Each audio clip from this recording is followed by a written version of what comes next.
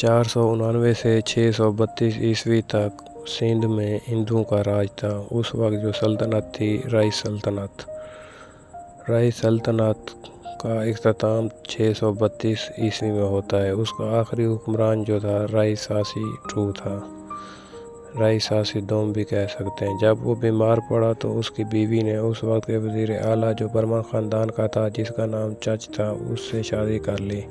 क्योंकि राय सासी की कोई औलाद ना थी, बीवी को डर था कहीं इसके रिश्तेदार सल्तनत पर काबिज ना हो जाएं। उसने उसकी मौत को छुपाए रखा। उसके रिश्तेदारों को बुलाकर या तो कैद कर लिया या मार दिया। फिर ऐलान किया कि राजा बीमार है और उसने चच का सल्तनत का निगरान मुकर्रर किया है। जब चच को सल्तनत का निगरान मुकर्रर किया गया और फिर जब तमाम मुखालिफिन का रास्ता साफ़ हो गया, दरबार और ख़जाने पर मुकम्मल कंट्रोल हो गया, तो उसकी बीवी ने रानी सोअंदी ने चच से शादी कर ली। इस शादी के साथ राय ख़ानदान के 144 साल हुकूमत का इख्तिताम हो गया। लेकिन फिर भी हुकूमत हिंदुओं की रही। चच एक हिंदू था। चच और रानी सोअंदी से 2 बेटे पैदा हुए। एक का नाम दैर सिया और दूसरा राजा दैर था।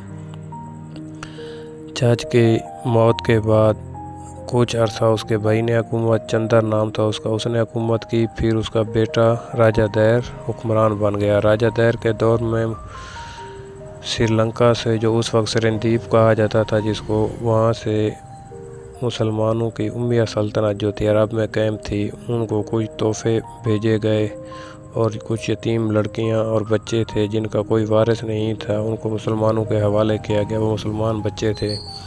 मगर सिंध के करीब दीबल के मकाम पर समंदरी लुटेरों ने जहाज़ लूट लिया और मुसाफिरों को कैद कर लिया। उस वक्त जो उम्मिया सल्तनत का हुक्मरान था हजाज बिन यूसुफ, उसने राजा दैर से मुतालबा किया कि सामान और कैदियों को वापस करे और जो जुर्मदार है उनको सज़ा दो।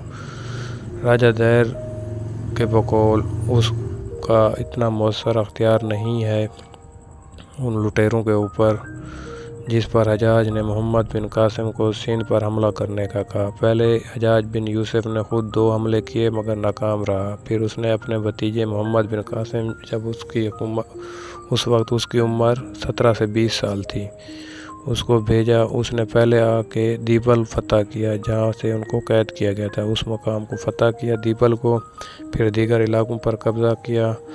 आखिरकार 712 ईस्वी को दरिया सिंध के करीब औरू के मकाम पर, औरू के इलाके में जंग हुई। राजा दैर हाथी पर सवार था, उसे तीर लगा और वो मारा गया। फिर उसकी फ़ौज कमज़ोर पड़ गई। मोहम्मद बिन कासिम ये जंग जीत गया और यूँ मुसलमानों की पहली हुकूमत सिंध में कायम हुई 712 ईस्वी में। उसने पहले बर्मानाबाद और ऊपर कब्ज़ा किया, फिर उसने मुल्तान पर भी कब्ज़ा कर लिया। यूँ 712 ईस्वी से मुसलमानों की पहली हुकूमत कायम हुई और हिंदुओं का दौर ख़त्म हुआ।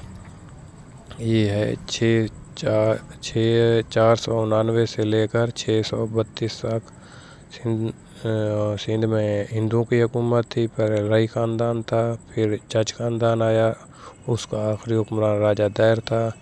उसको शिकस्त देकर मोहम्मद बिन कासिम हुक्मरान बना 712 ईस्वी में।